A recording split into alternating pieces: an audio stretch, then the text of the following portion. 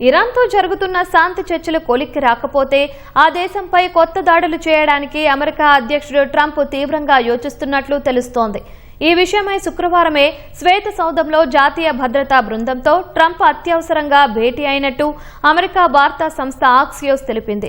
ఉపాధ్యక్షుడు JD Vance, రక్షణ మంత్రి Pete Hegseth, CIA director John రాడ్క్లిఫ్లతో కలిసి ఇరాన్ యుద్ధ పరిస్థితులపై సుదీర్ఘంగా సమీక్షించారని పేర్కొంది.